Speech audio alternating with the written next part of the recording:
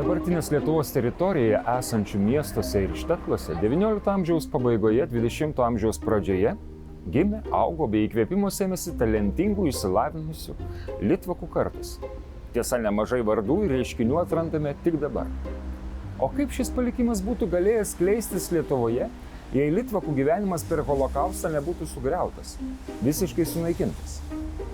Su pasididžiavimu dabar kalbame apie du mokslininkus, Nobelio premijos laureatus, gimusius Lietuvoje, defibriliatoriaus išradėją ir Nobelio taikos premijos laimėtoją Bernardą Lovną, ir apie chemiką Aaroną Klugą, sukūrusi molekulių tyrimų metodiką, įgalinančią geriau pažinti ląstelėse vykstančius procesus.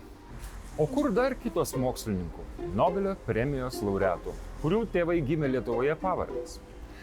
Tai biochemikas ir genetikos kodų tyrinėtojas Sidney Brenner, chemikas Melvin Calvin, biofizikas Michael Levy, fizikas David Lee, o taip pat Gertrude Elion, kurios atkaklumo dėka žmonija turi vaistus nuo leukemijos, maliarijos, herpeso, AIDS ir net gali transplantuoti inkstus. Vieniems jų suteikti garbės piliečių vardai, paskirti apdovanojimai, o kitų atminimas dar laukia įamžinimo. Nobelio premijos laureatas chemikas Aaronas Klugas gimė nedideliame Želvos miestelyje Ukmergės rajone. Tai nors pats Aaronas Klugas nelabai ką prisimena apie gimtąjį miestą, kadangi jis su mama ir jos seserim ir broliu emigravo jam būnant vos 2 metų, jis ne viename interviu yra palikęs tokių šeimos pasakojimų apie jo tėvų patirtį čia gyvenimo Lietuvoje. Tai jo tėvas, Leizeris Klugas, buvo gimęs ganėtinai pasiturinčioje žydų šeimoje. Jo seneliui priklausė galvijų ferma. Jie užsiimdavo ir galvijų prekybą. Ir senelis Aarono Klugo tėvą ganėtinai anksti išsiuntė į Kauną mokytis banininkystės amato. Kaune jo tėvas sutinka ir būsimą žmoną, ir Aarono Klugo mamą Belą. Taigi visgi šeima ilgai negyveno Kaune, sutrikus ir vis blogėjant senelio sveikatai, jie buvo priversti sugrįžti į Želvą. Ir Želvoje jie padėjo dirbti tuos visus sunkius ūkio darbus. Mirus seneliams, Leizeris Klugas, Aarono Klugo tėvas, nusprendė dairytis saldesnio duonos kąsnio kitur, į užsienį. Jo dėmesį patraukė toks ganėtinai tolimas ir, labai egzotiškai galbūt skambantis kraštas Pietų Afrikos Respublika. Jis emigruoja be šeimos, be žmonos ir vaikų. Vaikai atvyksta po poros metų.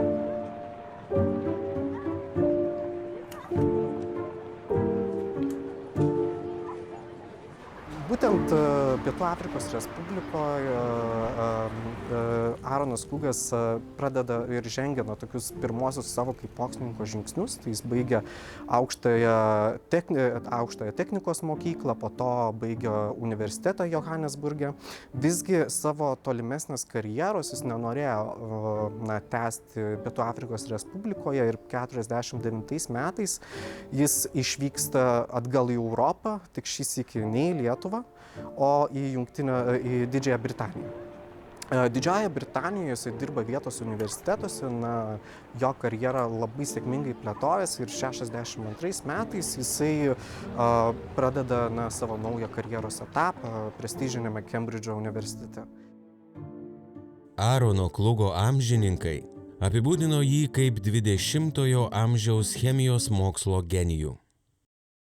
Jo visi pasiekimai chemijos srityje buvo įvertinti 1982 metais, kuomet už visus gyvenimo pasiekimus chemijos srityje jam buvo suteikta Nobelio premija. Jo tyrimų sritis buvo itin specifinė ir novatoriška, tai jis iš esmės tyrinėjo struktūrinę biologiją ir chemiją. Tai jis pirmasis iš esmės pradėjo taikyti elektroninės mikroskopijos metodiką, tyrint baltymų, iš esmės vidinę tokią kaip ir sandarą. Jo visus gyvenimo mokslo srityje pasiekimus yra įvertinę ne tik tai tarptautinės mokslo įstaigos, organizacijos ir panašiai, bet tame tarpe ir Elžbieta II, kuri jam suteikė 88 metais sero titulą. Aaronas Klugas buvo įvairių draugijų, akademijų narys. Tarp jų vienoje pasaulyje prestižiškiausių Didžiosios Britanijos karališkosios draugijos narys, o vėliau ir pirmininkas. Per jo įspūdingą iš tikrųjų mokslinę karjerą jam teko pabuvoti ir karališkosios draugijos nariu, tai viena iš pasaulyje prestižiškiausių mokslo organizacijų. Aaronas Klugas mirė 2018 metais. Tiesa, jo atminimą Želviškiai sugebėjo įamžinti kur kas anksčiau, dar 2005 metais. Vienoje iš miestelio aikščių pastatė jam skirtą paminklą. Jeigu dabar apsilankytumėt Želvos mokyklos muziejuje, jūs galėtumėt iki šių išvysti 2005 metais Aarono Klugo rašytą laišką, kuriuo jis dėkoja vietiniams želviškiams už išreikštą pagarbą jo asmeniui, jo pasiekimams ir tuo pačiu jis apgailestavo dėl savo ribotų žinių ir ribotų itin prisiminimų apie jo gimtąjį miestą.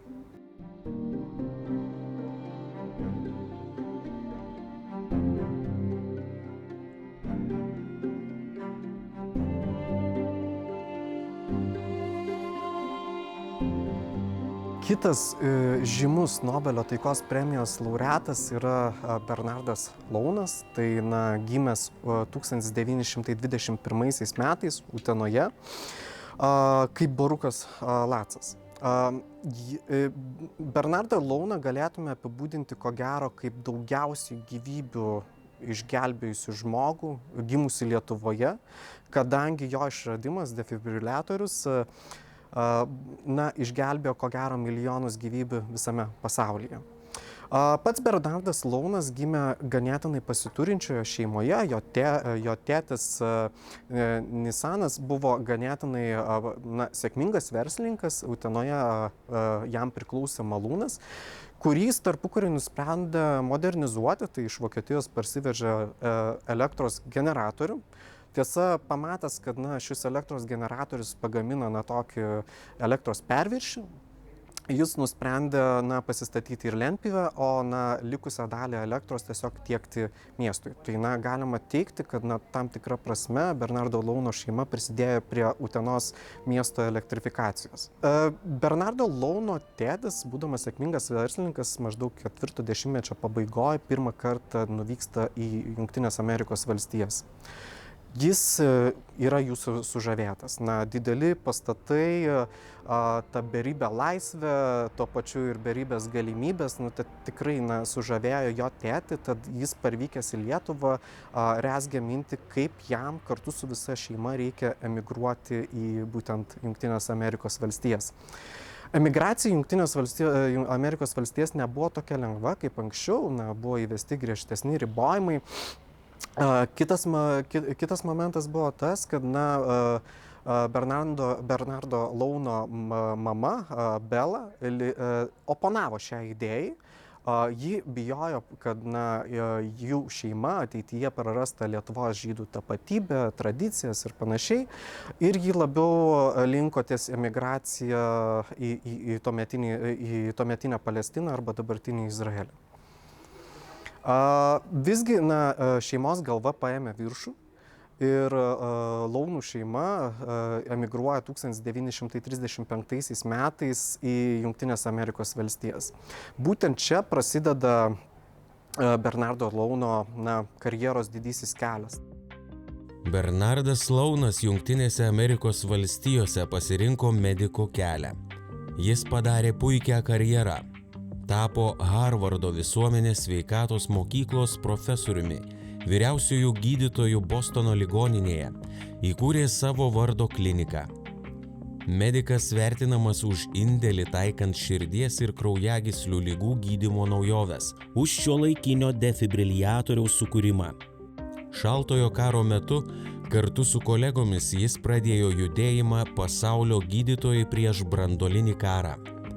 Už šią iniciatyvą bendraminčiai buvo apdovanoti Nobelio taikos premija. Tarp daugybės Bernardo Launo apdovanojimų ir Utenos krašto garbės piliečio vardas. Jam atminti Utenoje pastatytas paminklas. Lietuvoje gimė ir užaugo ne viena garsi asmenybė, kuri paliko labai reikšmingus pėdsakus pasaulio mokslo istorijoje.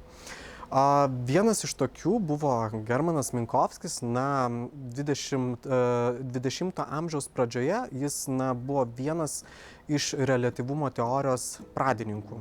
Tos teorijos, kurią vėliau ištobulino ir suformavo Albertas Einšteinas. Tuo tarpu jo brolis Oskaras Minkovskis buvo pirmasis nustatęs cukrinio diabeto priežastį. Jis nustatė, kad būtent kasos organas yra atsakingas už šios ligos išsivystymą.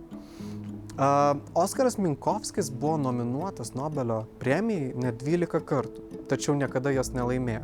To priežastis galbūt ta, kad Nobelio premijos komisija ne iki galo suprato šio mokslininko darbų svarbos pasaulio žmonių sveikatai. XIX amžiuje žydų šeimose berniukai buvo auginami perimti tėvo verslą. Tad kas galėjo pagalvoti, kad Minkovskių sūnus Hermanas pasuks į matematiką ir taps Einšteino mokytoju, o Oskaras prisidės prie to, kad cukrinis diabetas nebebus mirtina liga. Garsieji broliai palaidoti Berlyne. Garsenybė tapo ir Oskaro Minkovskio sūnus Rudolfas, vienas žymiausių 20-ojo amžiaus astrofizikų. Rudolfo Minkovskio vardu pavadinta galaktika.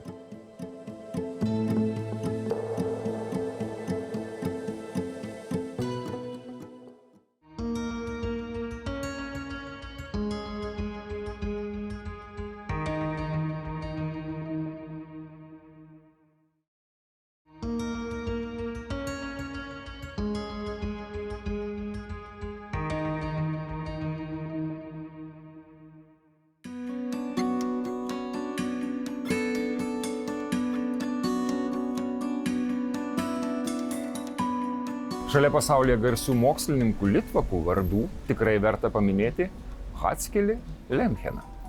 Papilėje gimęs vertėjas, kultūros istorikas ir kalbininkas, leksikologijos bei lietuvių kalbos normintojas, žinių sėmėsi iš paties Jono Jablonskio. Gimnazijoje jis dėstė lietuvių ir jidiš kalbas.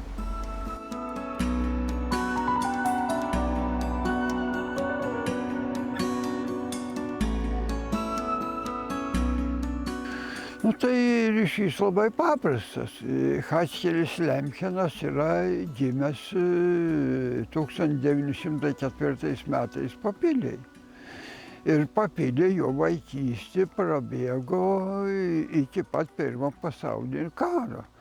915 metais caro valdžia visus žydus ištrėmė iš Papilės, kadangi tai buvo pafrontės ruožas ir bijodama, kad žydai nesusidėtų su vokiečiais, ištrėmė Rusijos gilumą. Ir tuo pačiu ir Lemchenų šeima irgi buvo ištremta į Rusijos gilumą. Pasibaigus Pirmam pasauliniam karui, Lemchenai grįžo į Papilę. Papilėj karo metais miestelis labai nukentėjo ir jų namai jau buvo sunaikinti.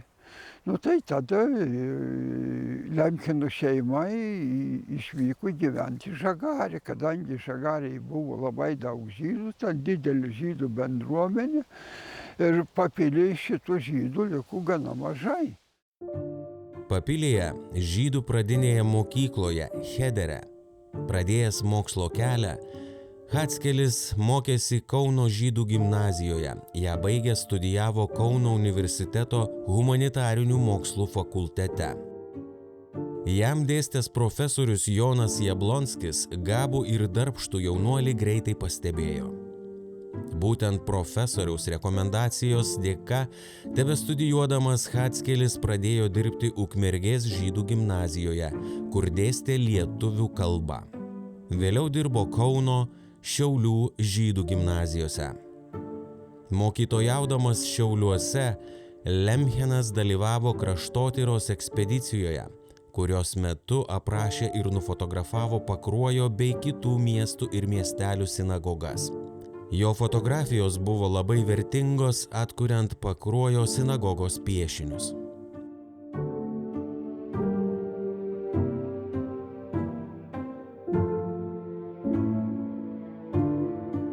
Jis dirba įvairiuose gimnazijose.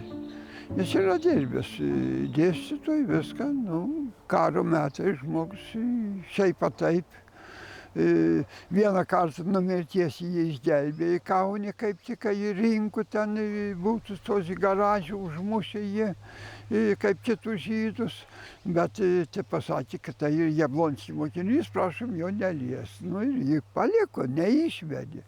O kuriuos išvedė, tuos sunaikino jau. 1941 m. vasarą Lemchenų šeima su visais Kauno žydais buvo uždaryta į getą.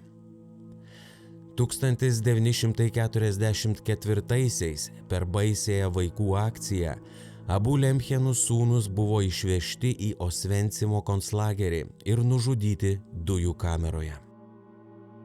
Vasarą jau artinantis frontui iš rytų, Hatskelis buvo išvežtas į Dachau koncentracijos stovyklą, žmona iš Štuthofą. Abu išgyveno per stebuklą, tačiau neteko vaikų.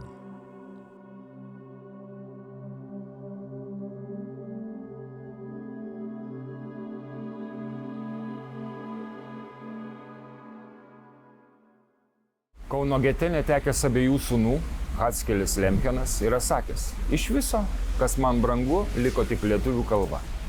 Beje, šis mokslininkas buvo ir vienas pirmųjų Lietuvos žydų kultūros tyrimų iniciatorių. Hatskelis Lemchenas niekada nesiskundė savo likimu. Jis tiesiog labai daug dirbo. Per beveik 98 gyvenimo metus jo darbų bibliografija apima daugiau negu 200 pavadinimų. Bet svarbiausi darbai buvo žodynai. Lemcheno sesers anūkas Rodas Friedmanas, gyvenantis Australijoje, savo dėdės darbams ir gyvenimui įprasminti sukūrė filmą Dėdė Hatskelis, kuriame papasakojo apie iš pažiūros nediduko žmogaus dvasios stiprybę, padėjusią įveikti ir mirties stovyklų siaubą, ir vaikų netektį, ir vienatvę. Apie žmogų, siekusi, kad viena kita pažindamos tautos artimai bendrautų, o ne toltų viena nuo kitos.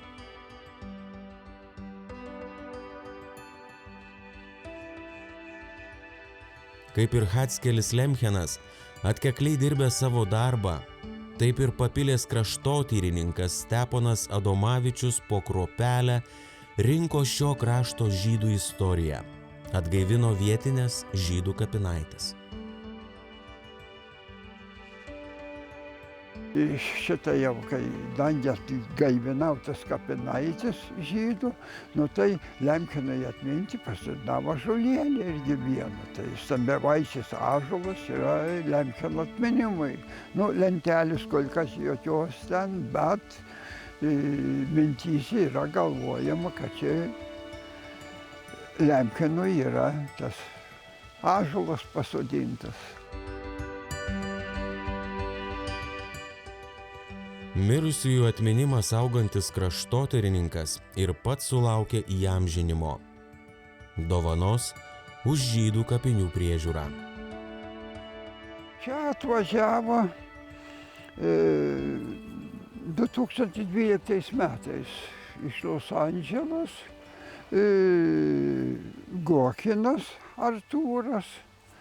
Ja, čia jo protėviai palaidoti, Kilimo iš Papilės. Paskui jie emigravo iš Papilės apie 24 metus į Pietų Afriką.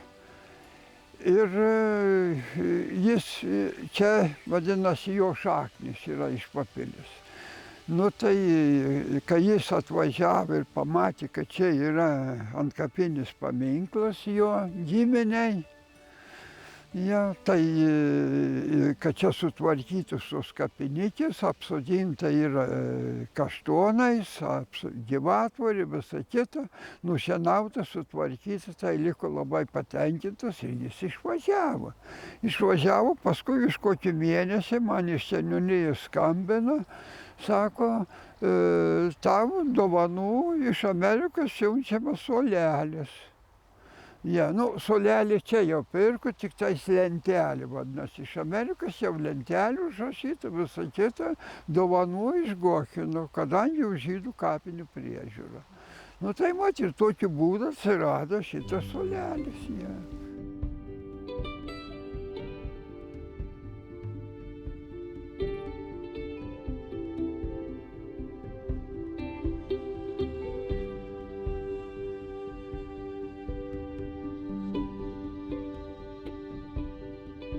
Atrasdami, kad ir labai trapų ryšį tarp iškilių kultūros, akademinio ir meno pasaulio asmenybių, bei Lietuvos mes mokomės suprasti, jog Lietuvos, Europos arba Jungtinių Amerikos valstijų istorija buvo ir yra kuriama daugybės tautų, kultūrų, konfesijų žmonių. Ir tada lengviau ateina suvokimas, kad Lietuva yra pasaulyje, o pasaulis Lietuvoje.